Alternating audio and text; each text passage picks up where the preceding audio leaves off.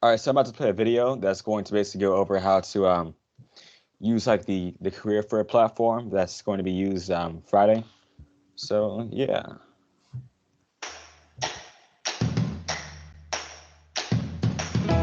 Wait.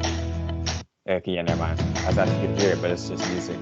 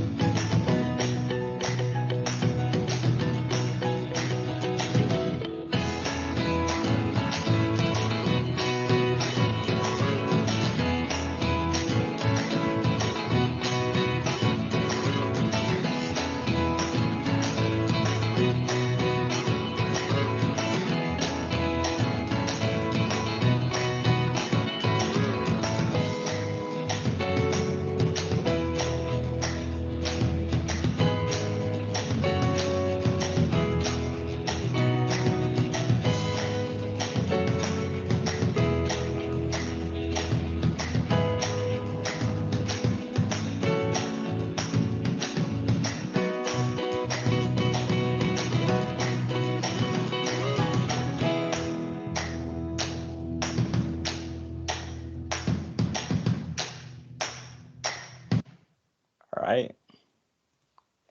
How do I stop sharing? Let me see. Okay, there we go. So now with the video over, I'll hand the mic to Divvya for the presentation. Hello, y'all. I see that y'all were talking about your favorite flavored ice cream, which I think is awesome. All very good choices. But I am sorry that it was. What's your favorite flavor? My favorite flavor, I'm not gonna lie, I love ice cream so much. It just depends on my mood. I could eat any flavor. Like I'm being Yeah. for real. I could eat any flavor of ice cream. Oh, any flavor. Okay, right on. You can get behind anything. But that was a really good video, Naraya. Thank you for sharing that. I really wish I had seen that before I went to the career fair in spring. Like I went into there and I was like so confused on that whole entire. I don't know. Did any of you guys catch that on spring? Like how? What was your thoughts? I saw like the meeting beep would go off and I would totally miss it and I'd find out like afterwards.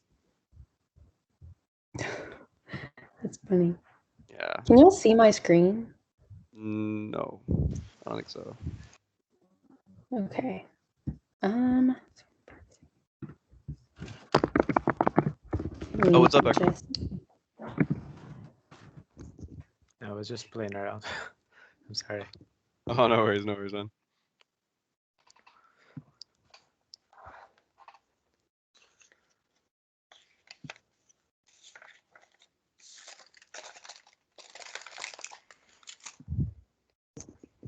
Hey, Divya, you used to be an ELAS mentor, right? Oh my god, yes! I was your ELAS mentor. Do you remember? I do remember. How are you?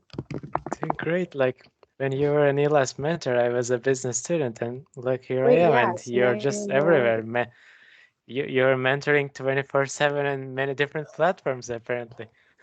That's funny. I loved being an ELAS mentor. Okay, Oh, y'all what tell was that me. program? I'm sorry? Oh, what's ELAS mentor? Or like, what is that? It stands for Emerging Leaders Academic Success Program, where freshmen in Bauer can sign up to have like a group of students that they just get to go to workshops with, and then there's 5 or 6 mentors that you like apply to be a mentor for one of the groups of students. Like you get your own group and you host workshops with them and stuff like that. Got you. Right So- on. That's cool. That is what I did. Oh, I found it. Apparently my security and privacy has not given accessibility to Microsoft Teams to share my screen. Oh, that's frustrating. All right. I think we should be good to go.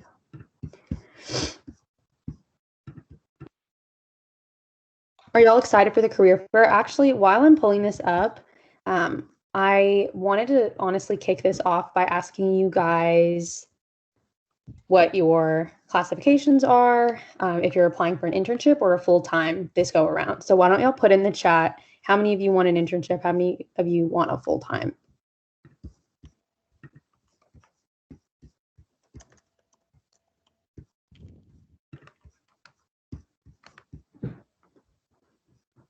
Okay, a lot of internships. Amazing. Couple of full times. Congratulations, guys. Y'all are seniors. And what about y'all's dream companies? Put your dream companies down in the chat. Who do y'all want to work for at the end of graduation?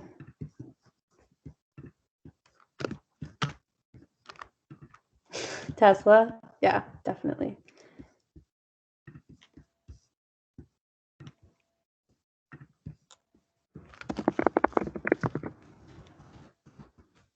Fidelity, nice. That's awesome.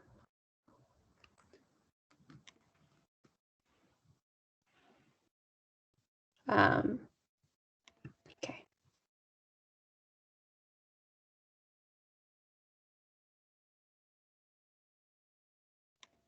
Oh, what's ByteDance? I feel like I've heard of them. Are they behind TikTok or am I mistaken?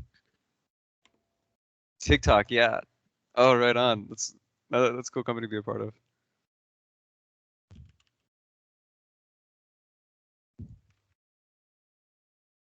Yeah, a lot of interesting answers here. I think she just dropped from the call. There must be some issue. Oh. Oh, by the way, Naraya, is the resume queue up? I was The asked. right isn't on the call. He went because it already started. Oh, So okay. the queue is by whoever RSVP'd on the sheet that we sent out in the newsletter. So he already has the order, and he'll just come in and tell them when they're ready. And from there, if anyone didn't RSVP, you guys are welcome to let us know in the chat if you want to, so Naraya can go ahead and add you on the list. Y'all, I'm supposed to talk to y'all about professional branding, and take notes. Make sure you have your technology set and ready to go before you enter a meeting, because I operate off Zooms and not off Teams. Anywho, I am totally ready for you guys. So let's get started. I can't see my screen. Yes, I can see your screen. Amazing. Recording this meeting? Yes, Me? we're recording. Oh, okay. Gotcha. All right, guys. So given that your career fair is coming up tomorrow, correct me if I'm wrong. It's Yes. on Friday, but we have another one tomorrow. Okay, gotcha. Well, your career fair is right around the corner, literally. So it's really important that you learn how to build your brand, not just during the career fair, but outside of that, specifically because everything is virtual. Having gone through a digital interview process myself multiple times, there's a lot of components that can go into positioning yourself as the best candidate for the job. So just to start, I want to reintroduce myself for those who don't know. I am a Bauer alumni. I graduated from the Program for Excellence in Selling as well at the University of Houston. If anybody has questions about that, happy to answer them after this meeting, but it's essentially open to all majors and 98% job placement coming out of the program. So definitely a major resource for anybody looking to get a job.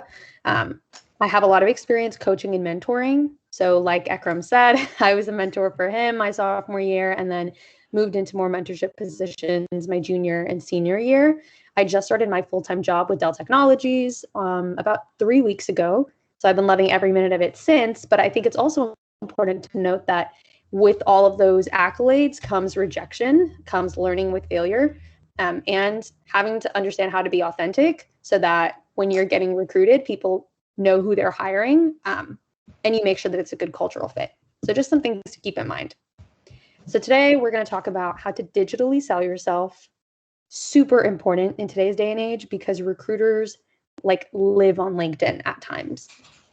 There are no in-person interviews anymore, so that's definitely a major resource that many more recruiters have turned to, which is why we'll talk about how to become an active user on LinkedIn, how to build your network just within your social circle, your professional circle, and on LinkedIn as well, and then how to have meaningful conversations with recruiters. Extremely important because you have your career fair coming up. So just to start, I want y'all to start thinking about what your goals are. I can't see the Teams chat. Y'all can put them in the chat if you want right now, just to throw them out there. But if your goals aren't written, they're not real. You have to write down what it is that you want, even if it's just one thing. People feel like they have to have a list of goals. That's not true. If you, so many of you said you wanted an internship and a full-time job, write that down. I remember one of the first classes I took as a part of the sales program, my professor, it was a class called personal branding.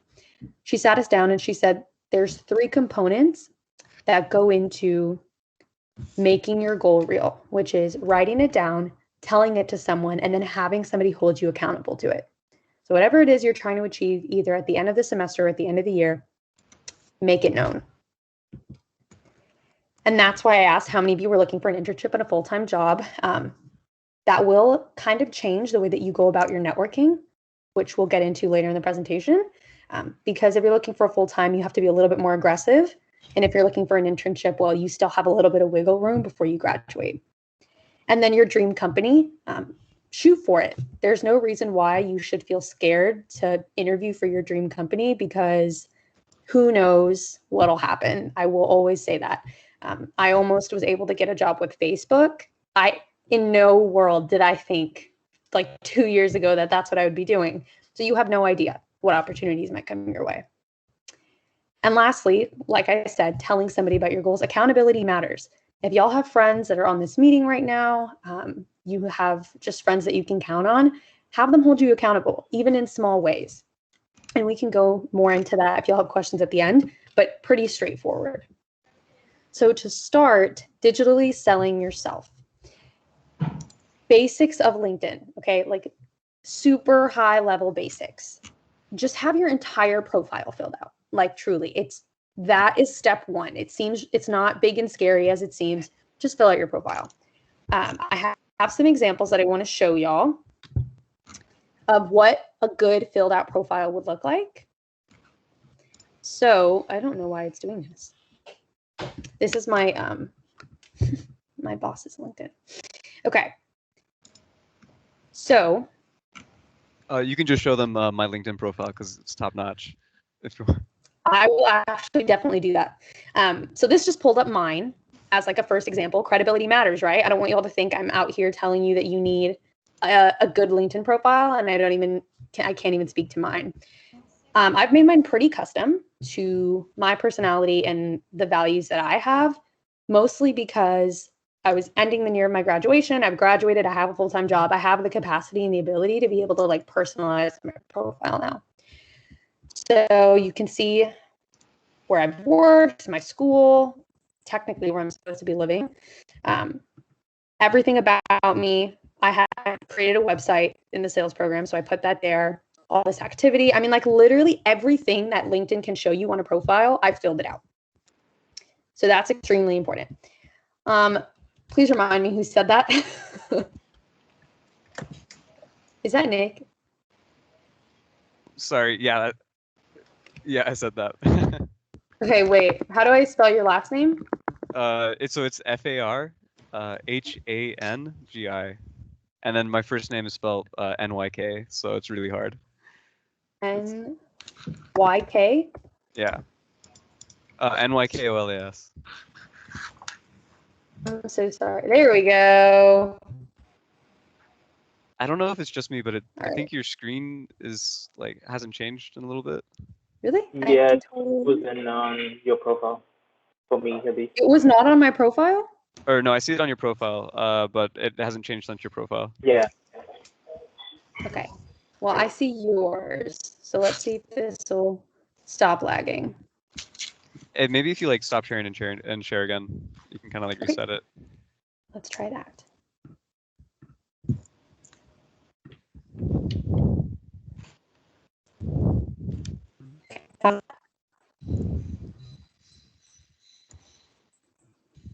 Is that better? Yeah, I think it's moving now. Awesome. Cool.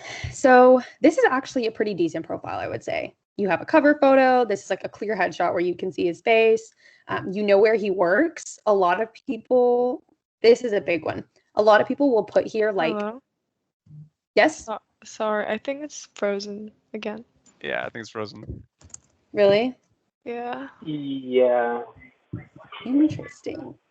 Let's try this.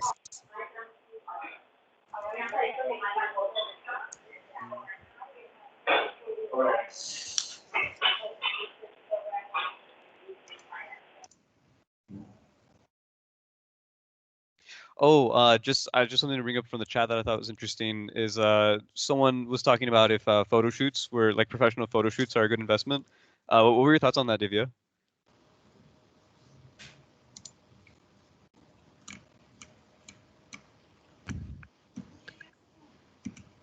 But I don't know if you can hear me.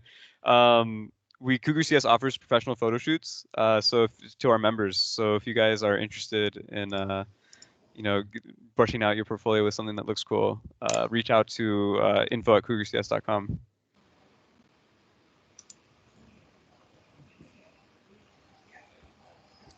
Hello. Oh, I can hear you. Amazing. Can y'all see this too? Yeah. Yeah, I can see it. Yes. Thank God. Okay. I'm going to run through this just a little bit quick because I don't want to waste the time for the rest of the presentation, but this is a good profile. You have a cover photo, a picture. I saw somebody had said, does it need to be a suit or can it just be a nice picture? A nice picture works. Like this is perfectly fine. Don't put that you're a student here. Like if you have a job, then use the title. If you don't have a job, okay, no worries. Then just put that you're a student. But if you have a job, put that as your title. See, there's like a clear paragraph that I can read and kind of understand what his education surrounding, what his experience is. This is really good. You have clear bullet points on all of his experience. So I can read it and understand what he brings to the table for the most part anyway. Love this, licenses and certifications. One thing I'll say here, this could go to experience. Like if you were a vice president of an organization, you can move that to experience and not volunteering because that's technically leadership experience and that holds more weight. Oh, yeah. I was on the fence if I should do that, but yeah, I think I'll move I would it over. actually move all of them if I'm being honest. Yeah, I think I'll do that. This is awesome that you have skills and endorsements. Y'all, I should just have Nicholas teach this session. Like I don't but that's the makings of a good LinkedIn. If anybody has any other questions, honestly, just unmute yourself because I can't see the chat.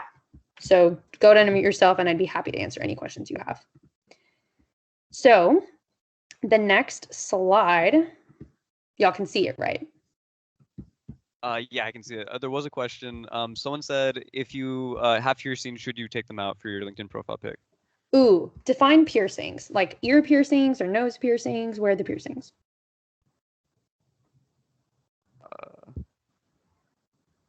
I'm not sure. Seriously, that's still a taboo? I don't think it's a taboo. I personally think it's fine. Also depends on the industry you're going into. I'm just going to give you a business example. If you're applying for a finance job, the taboo is decreasing because millennials are taking over the job space naturally, like people are retiring.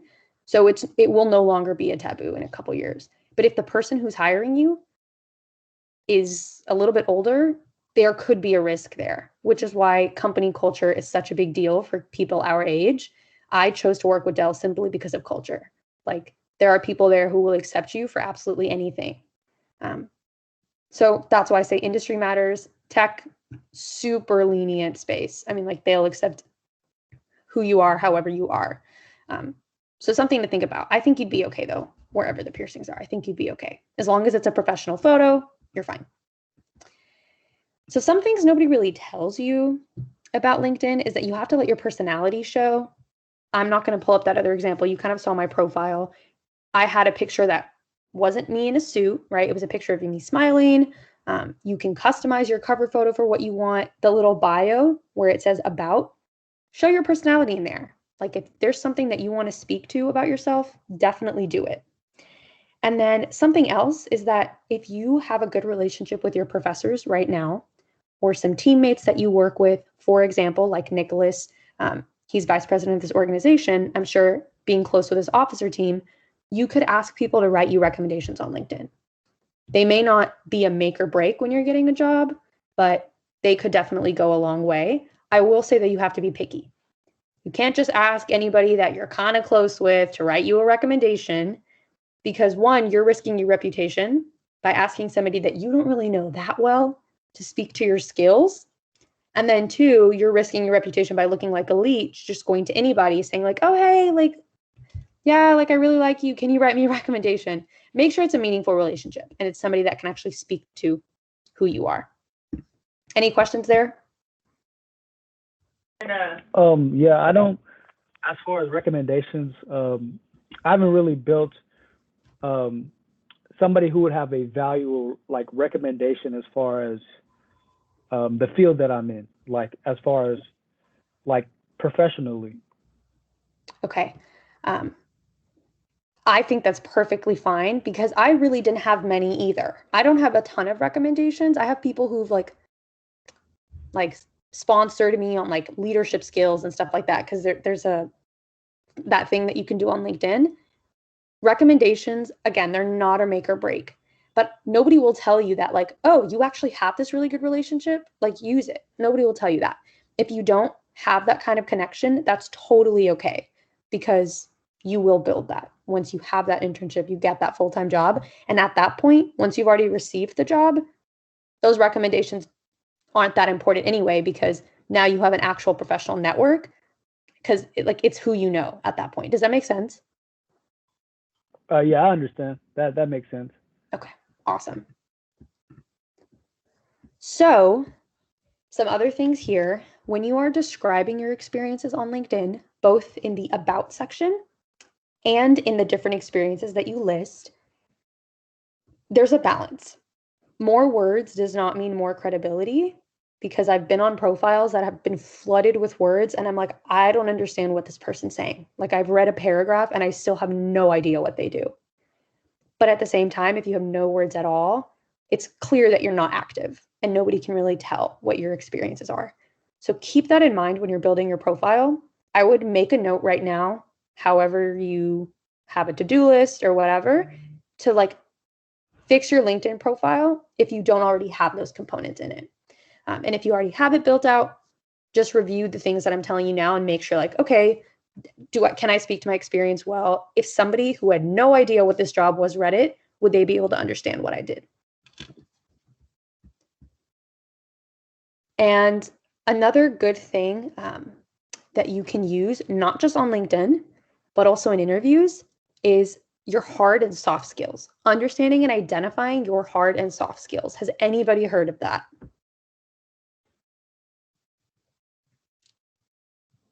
Could you kind of define what the difference between hard and soft skills are? Yes, I was actually going to get there. I just wanted to know if anybody had heard of them before and could define it before I went ahead and did it. Yeah.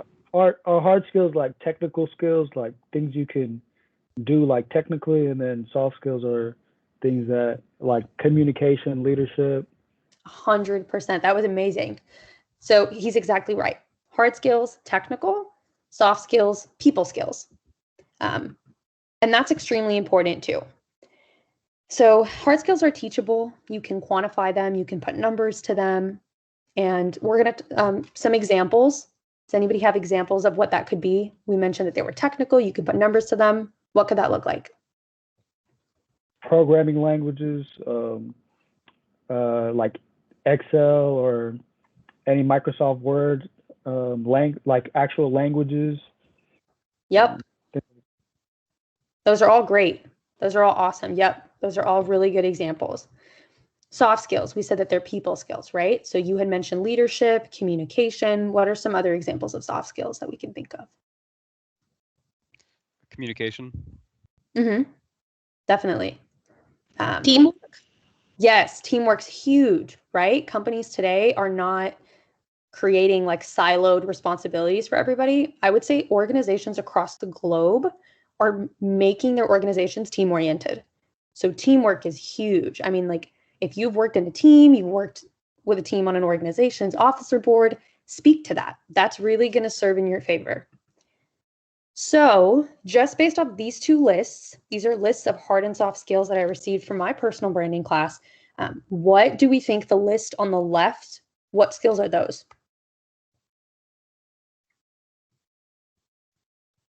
Hard skills. Yes, amazing. What about so that obviously means the ones on the right are soft skills.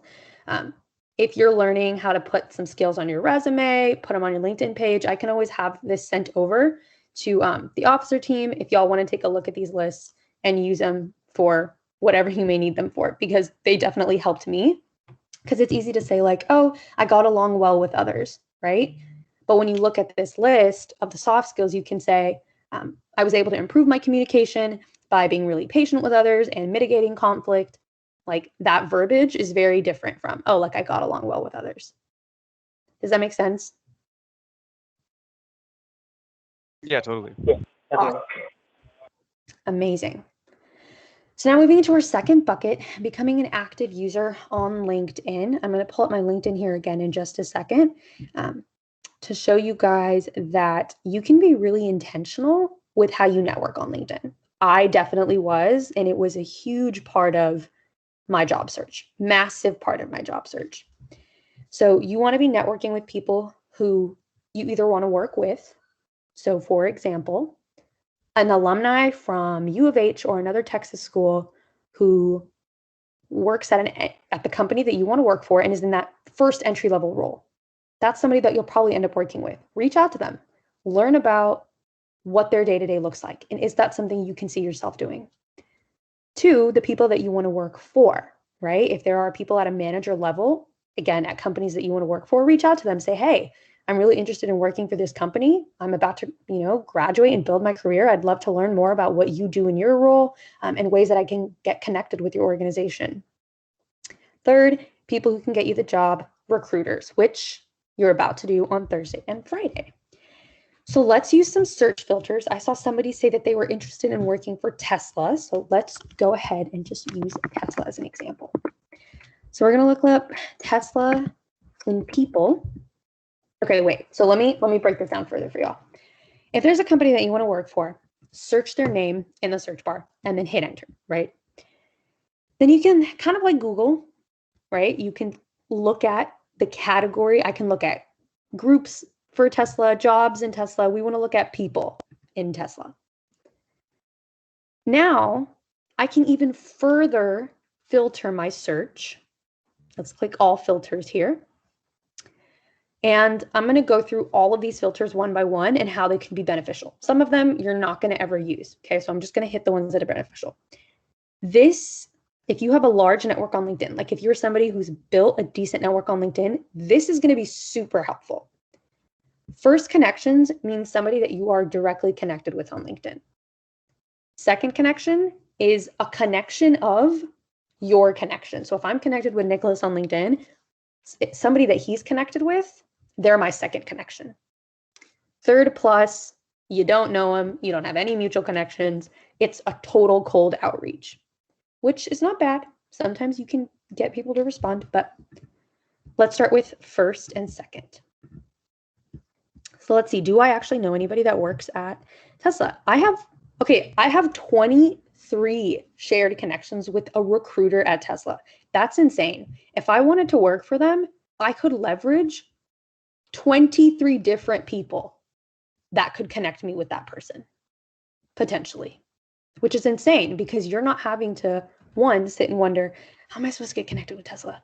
But two, you don't have to cold outreach. I can reach out to all of these people and say, hey, do you know somebody named Jonathan Holloway? And they'll be like, some people might say, yeah, no, not really. I just connect with them on LinkedIn. Some people might say, oh yeah, I was trying to work for them, but they didn't really fit my timeline, so I didn't take the job. You'll say, okay, great. What's your relationship like with them? Would you be willing to connect me? Boom. You have a warm connection with this guy, and your chances of having like special interactions with him automatically increase because y'all know someone in common. That happens. So like, that's literally how I did most of my recruiting before I got my job at Dell. Like 1000%. That's how I did my recruiting. Look at all the people that I have connections with. Another recruiter. Also, if y'all wanted to get in touch with these recruiters, since I have mutual connections with them, feel free to reach out to me after this, and I'd be happy to see if I can set you up with them.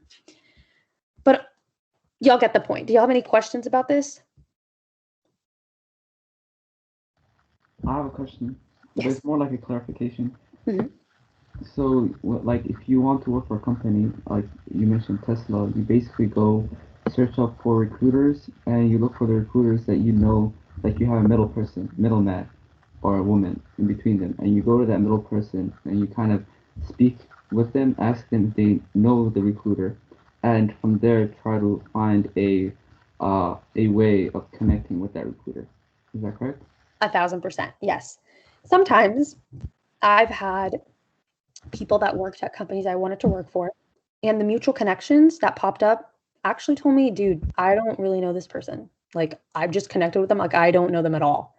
So I still had to do cold outreach, but it's worth a shot because if you can get connected through somebody else, you have leverage. Like, think about it.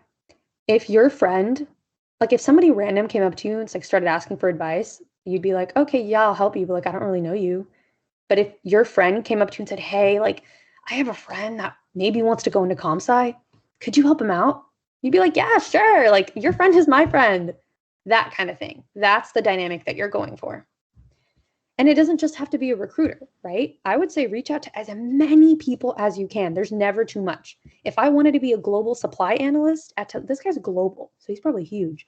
But if I wanted to be a supply analyst, I'd reach out to him. And if he didn't respond, fine. Like, don't get your feelings hurt. People are busy. They may not want to respond to you, but at least you tried. So that's what I just want y'all to take away from this. Another filter that you can use, I really would only recommend using those two. So this connection one, and then the second one is school. Oh my God, this is huge.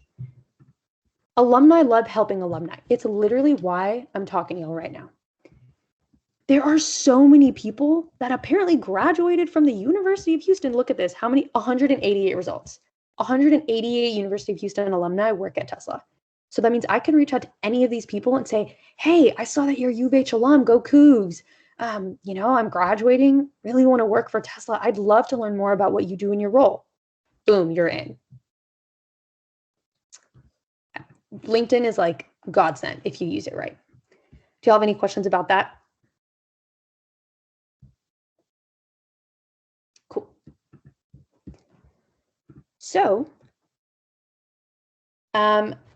literally what I just said, right? So simple connections that you can make today to start building your network. Because look, the only reason 188 results came up other results came up when I clicked first and second connections is because I have a massive network on LinkedIn, right? Like the more you build, the more connections you'll have access to. So some simple connections you can make today, alumni.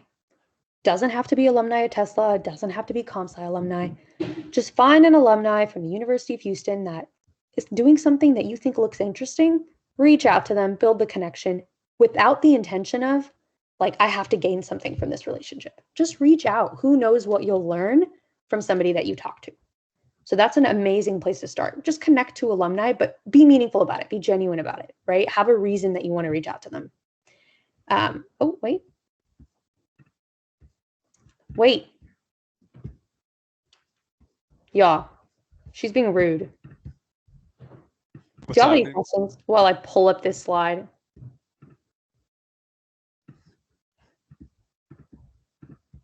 Okay, amazing. Connect with the people that you know in school, at work, some people in college. Just do it. Like literally, if y'all aren't connected with each other, everybody on this call, go do it. Like that is an easy network to build today. That's all I have to say on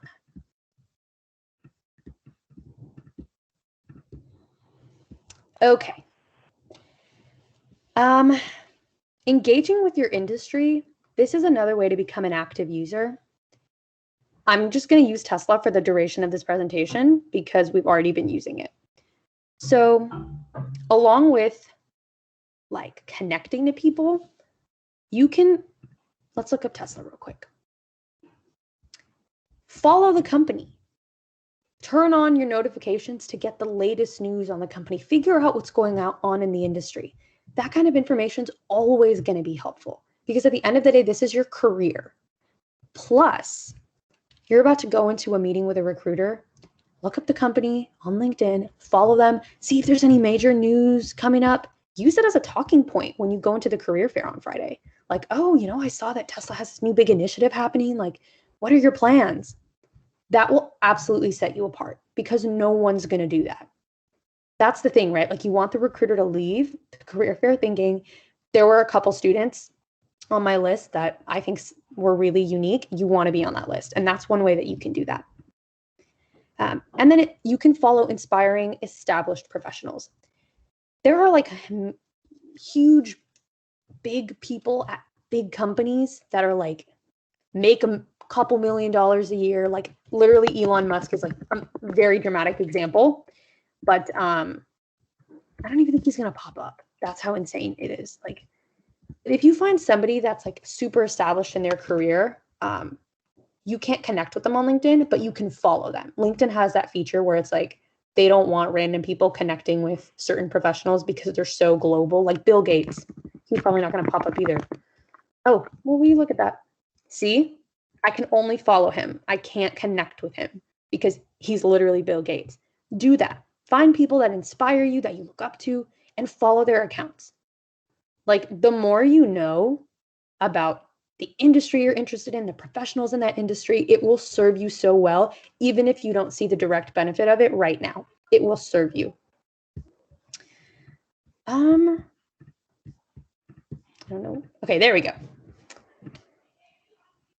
So then last part about being an active user, this I would not stress too much on. I would focus on the first two things that I told you, building a network and connecting with individuals, and then like learning about the insides of the industry you're interested in.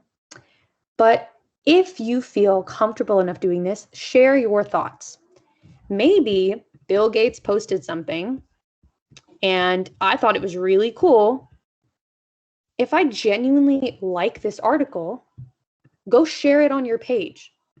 Build your brand around information and insights that speak to what you're interested in, that speak to your values, and speak to the career that you want, because people will notice. I'm saying this from personal experience because I didn't think people would notice until I post a lot about psychology, about mental health. I'm a business major, but I'm still really passionate about that. And I post about business too. And one day, somebody was just having a casual conversation with me and they said, hey, can you help me with my LinkedIn profile? I was like, yeah, sure. Like, what's up? And they were like, yeah, I don't really know, what to do. So we're working through it. And they're like, yeah, I see that you post all these, like articles about mental health and psychology. Like, I think that's awesome. Like, I see it all the time. I love reading it. So people will engage with your posts. And now people just associate that kind of content with my brand. So if you want to position yourself as an expert in an industry, just start resharing articles. Share your thoughts on it. It'll take some time, but it works. Like people will come to me now about things related to psychology. They'll send me psychology articles out of the blue and be like, hey, I thought you'd really like this. Like that's a nice to have. Like when you've established a brand around something that you're passionate about, it's a nice to have. And you don't just have to do insights, right? You can share about personal experiences, professional experiences. Let's say you had a really cool leadership experience on campus that ended, post about it and say, hey, this semester I was able to do X, Y, and Z. It was super exciting and beneficial for A, B, and C. I'm so grateful for the opportunity. let your network know what cool things you're up to. People want to know.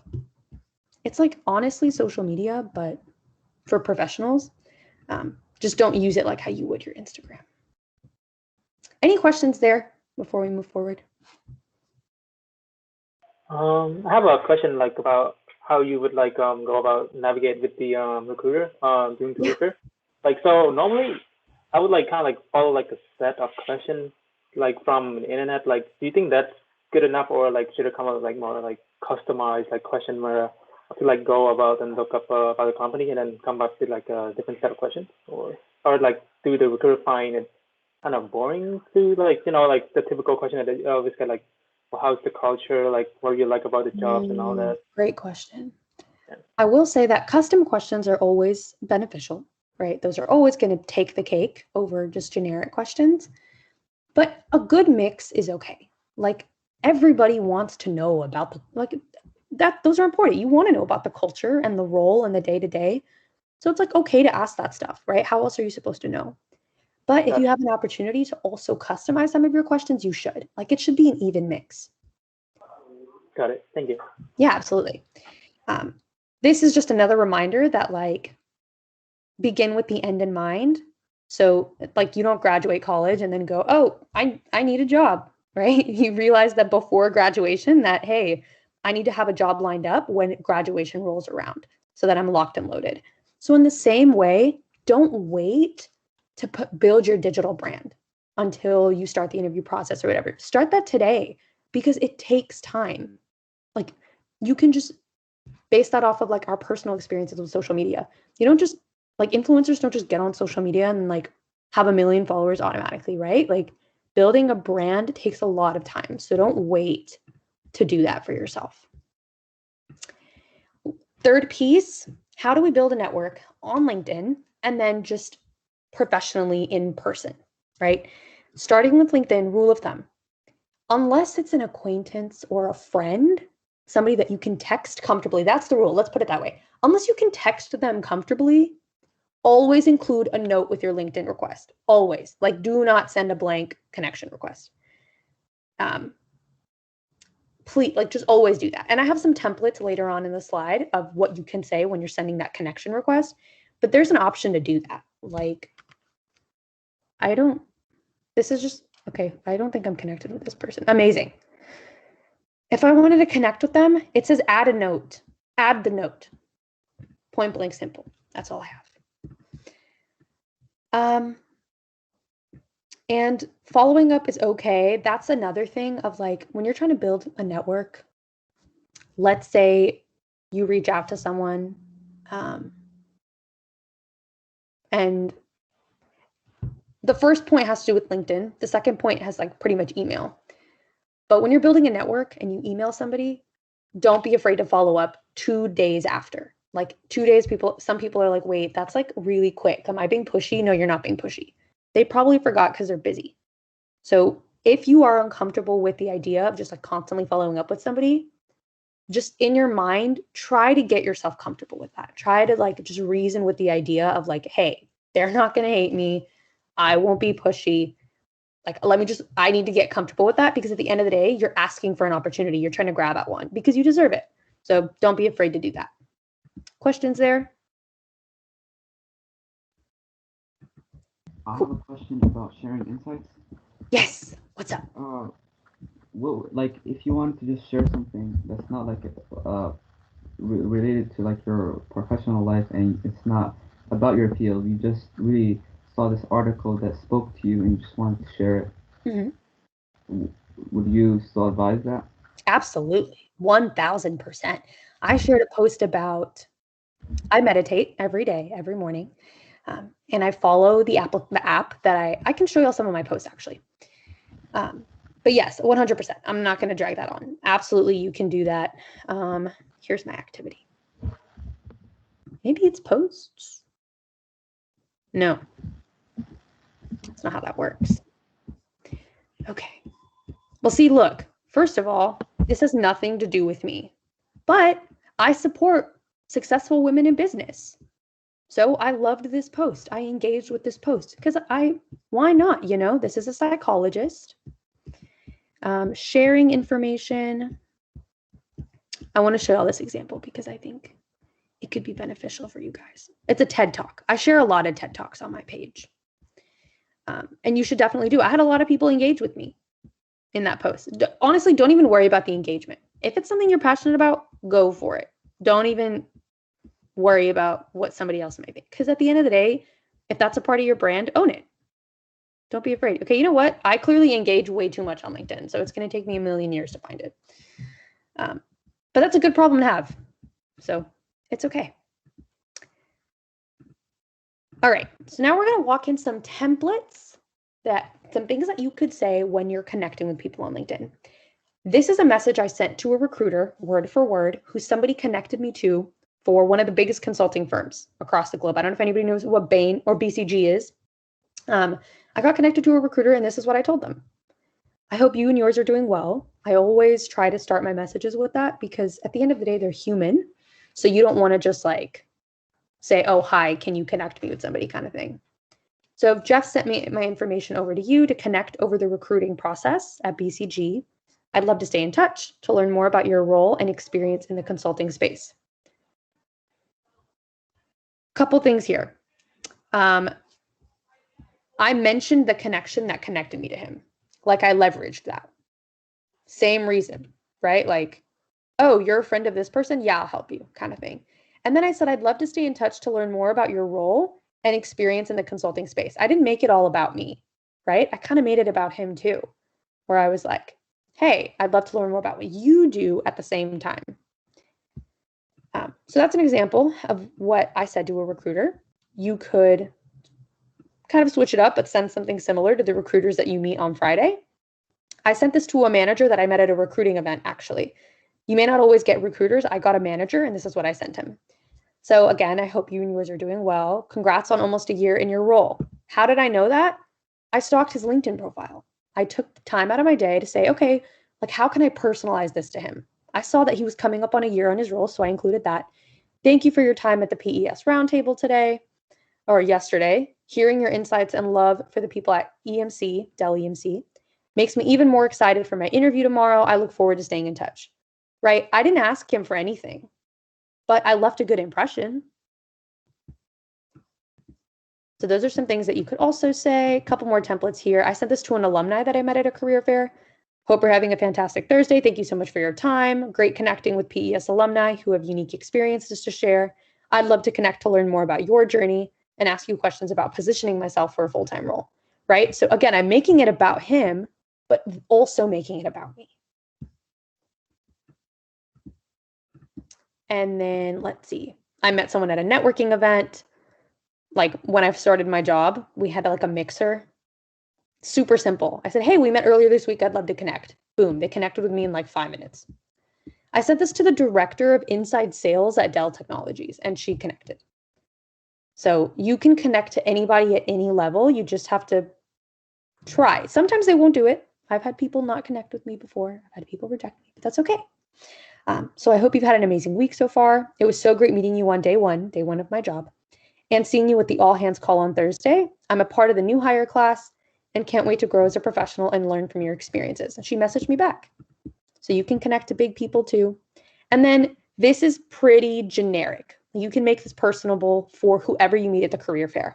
Let's say you meet somebody named Judy. I don't know. Judy, thank you for your time today. It was so great connecting with you and learning more about a career at Tesla. I'd love to be in touch to stay updated on next steps in the interview process. Like that's a perfect template that you could send a recruiter after you talk to them. And send it on the day of, like do not wait. Send it on the day of. Do you have any questions about templates? Those were the last of them.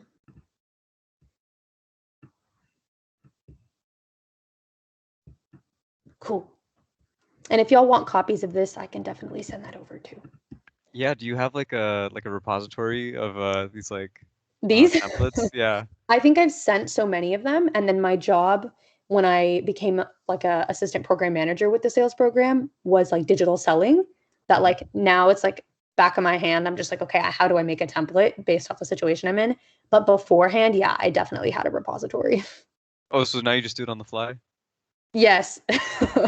Right. Now I just do it on the fly because I've had like a lot of experience, and again, a lot of rejection, right? Like I've come to a point where this stuff comes pretty naturally to me, but you have to work at it. I started a newbie. I promise you, I started as a newbie.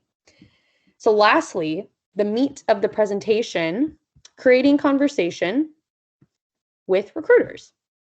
When you get into that room, when you get into that recruiting room, always start by saying thank you so much for being here.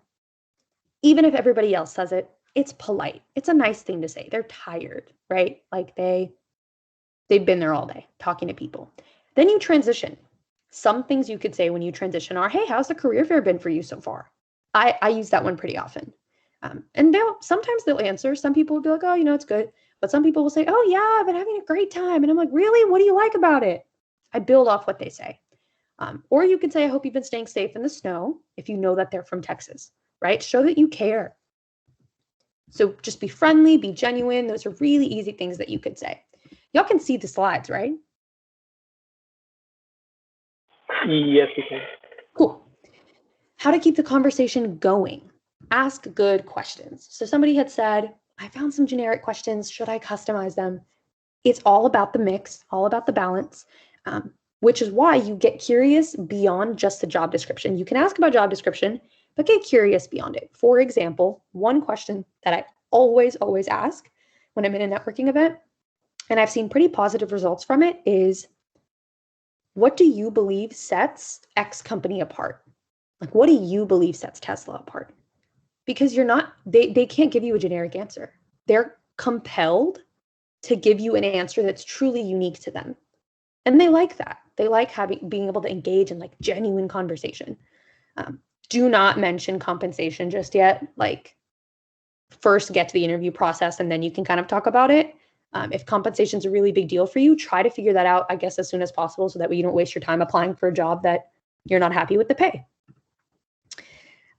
Okay, now these are some questions that you can ask when you get in that room, right?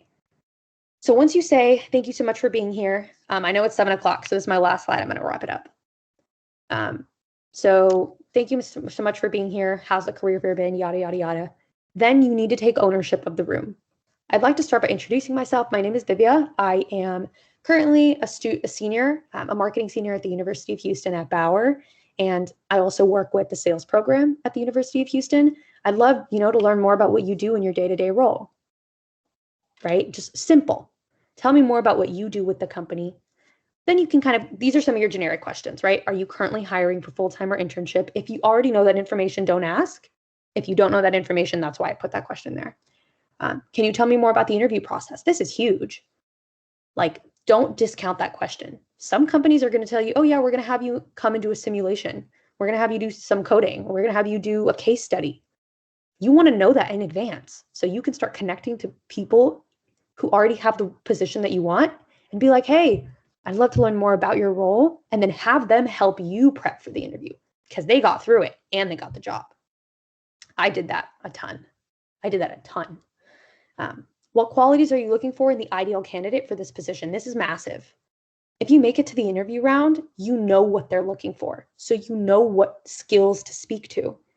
In my job at Dell, they were basing the candidates off of 3 things: drive, capability, and character. Are you driven? What is your character? But then also like intelligence and stuff like that, like capability. It was important for me to know that going into the interview, so that way I could come off as ambitious, as somebody who is genuine, things like that. What, in your opinion, sets blank company apart? I just touched on that. And then would you be able to connect me to anyone in this role currently who could share their experience with me? Huge, huge, huge. Ask this. If they say no, fine. If they say, yeah, definitely send me an email, send them an email and remind them, like, do it. But I always ask this question because not only do you now have a connection to a recruiter, but that recruiter can connect you to somebody else, and that somebody else can connect you to somebody else, and that circle is just going to keep going. And then boom, you have a massive network, or massive for somebody who's interviewing anyway.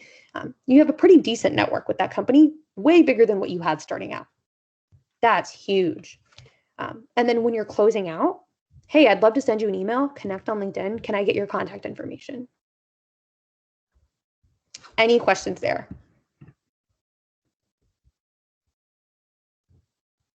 I have a question. Yes, what's up? It's about sending LinkedIn connection requests. So you just gave us like a template, right? And I was actually trying to connect with you, and I was writing the message as you were explaining that. And I was adding points like that you've spoken of like in this webinar, and I was like customizing it. But do you think I should try to follow the same structure that you gave in the template, or should I just customize it? Okay. So just to confirm, you were trying to send me a message, like you're trying to send me a connection request? Correct. Okay. And you were customizing it? Correct. Yeah, I think that's totally fine. Do you mind sharing with me what you said? I'll definitely accept your request. But just so I have more context on like what it is you were trying to say. So I was just first saying hello. Is it Divya? Yes. Yeah, so I said hello Divya, and I was saying I just attended your webinar for building my brand. Following your guidance, I attached a message to this connection request. I look forward to connecting with you and benefiting from your posts about mental health. That's awesome. All right. That's awesome. Yeah, definitely send that. That was really good, actually. Thank you. For sure. Hello, I have a question. What if I saw their like job advertisement on Twitter and it's like one of the employees that are working there, like a project manager, and should I just like message their Twitter DM or do I just like go find their LinkedIn? Ooh, look them up on LinkedIn first, I would say. Oh, okay, I just messaged them on Twitter. Oops. Yeah, I would definitely look them up on LinkedIn first. And I guess if it doesn't work, you can try Twitter, but I would stick to LinkedIn first. Okay. All right. I have a question. Yeah, what's up? So I always get bummed out by this question when they ask about what is the salary or what is the pay you're expecting. Mm-hmm. So how do you answer this question when like they're asking on the very first interview, or they're asked like what does it mean when they're telling you that okay, what times are you available for a possible next call, and then they don't call you? What does that mean? So you're saying, just to confirm, like you're on a call, they say like, yeah, we'd love to talk to you, and then they don't, like they just stop communicating with you? Yeah, basically. And then they ask about the pay, like the pay scale, or I guess like expected hourly pay or something like that. Like what you expect to be paid? Yeah. What it depends. Like if it's a big company corporate job, they typically won't do that. If it's like a part-time job or something like that, they may. When it comes to them not responding to you, like, do you reach out to them after you've communicated with them and like follow up with them and they just don't respond? I have. They responded. They just said just apply to their other how do you say it, like locations. Yeah. They said apply to your other locations. Their Okay, other so then locations, can you which I clarify? didn't get because they must have my resume on their system, because she said it was a networking interview. Okay, I'm a little confused. No, I was just like, my question is not specific about my experience. I'm just asking like how to answer like on top of your head, but what do you expect to be paid? And You know what? yeah, and what does that mean, and what's the right way to go with it? That's a really good question that I'm going to be honest, I'll have to get back to you on, simply because I don't have enough experience in that specific situation and I don't want to misguide you. I will say, what's the job? HP. Oh, HP? Interesting. Are you looking for like an internship or so? No, this happened with HP. Right. I mean, I guess like in my experience, when I'm trying Not to figure a out job, internship. Yeah. Yeah. Like when I'm trying to, I think it's like a good idea. I think I advocate for like negotiating your salary. But when you're an intern, it's like you're not like really in the position to negotiate, but I think it's like worth a shot. Like I did it and it worked for me. Like not like maybe 1 out of 3 times. So it's not like yeah, but like for full-time work, I guess the main thing you do is just check out Glassdoor, see what like the normal range is for your work, and then value yourself, whatever you value yourself. And, Yeah. It was just off guard for in the very first phone call interview to be asked something like that. Oh, they asked you like how much? What do you expect? Mm-hmm. Oh, that's Yeah, the so worst. sometimes if you get caught off guard, what you can do is like just like ask them what the range is for the position itself, like because sometimes the positions have like set ranges, so you can ask them about it and they can tell you what it is, so you can gauge your answer based on what they tell you. Yeah, But sometimes if they don't tell you, so you're kind of still in the same situation. But it does help, like if they answer you. Yeah, asking what their budget is. I mean, you don't know if they'll be honest with you, but like, yeah. I think that's a really good point about Glassdoor. I would say start with that. Go online, see what the average pay is for that position, and adjust that. And then once you actually get into the company and like you get an offer, then you can negotiate. But never negotiate before you get an offer. I made that mistake. All right. Yeah. What's I'm up? sorry, I had another question. Yeah, So, I know that you've been advocating LinkedIn so much, but do you think it's a good idea, like your perspective, is it a good idea to get LinkedIn Premium? Because I've had so many people telling me that it's worth it, you should get it, you should do it. And like, I don't know if y'all have noticed, but it keeps popping up on my email and I feel guilty that I'm not on it. So what do you think about it? Don't feel guilty. I never had it my entire college career. I did have it one semester, which was fall 2020, because my job gave me a license for free. So, but I made it by without it. I have it now because they haven't canceled my license. Because I still talk to them. They're my like my mentors, so they don't mind. But no, it's not going to make or break anything. If you're willing to pay the subscription, go for it. But I think you'll be okay without it because I never had it throughout my college career. Cool, thanks. Welcome. When y'all are leaving the conversation tomorrow or after you leave, send a follow-up email that day. Like that very day, make sure you send a follow-up email, connect with them on LinkedIn, and then start engaging with them if they post anything on LinkedIn, if there's any big company news or updates, and then follow up with them as a candidate, right? Like follow up with them after you send them an email. If you don't hear from them in a week or two, definitely a week. Like I would say week tops, unless they tell you otherwise. Unless they say, oh, give me, until this date or 2 weeks, then listen to their timeline. But if they don't respond, absolutely follow up. I even have a template here, I believe. Here. So let's use Judy again. Judy, I hope you've been well. I'm following up on our most recent conversation regarding applying for the, business analyst role at Tesla. I really appreciate your help throughout this process. I can imagine recruiting season is in full swing. At this point, how do you suggest I begin my first steps in the interviewing process? So you're like providing a call to action. You're not just saying like, and you can change some of the verbiage in the middle. I would just say having a call to action at the very end, like a question, matters. Because you're not just saying like, oh, I'd really love this job. You're making the assumption for them that like, hey, I'm going to apply for this job and I'm going to interview. So you might as well just tell me what the next steps are. That kind of thing. Like you're owning the opportunity. So I would definitely do that.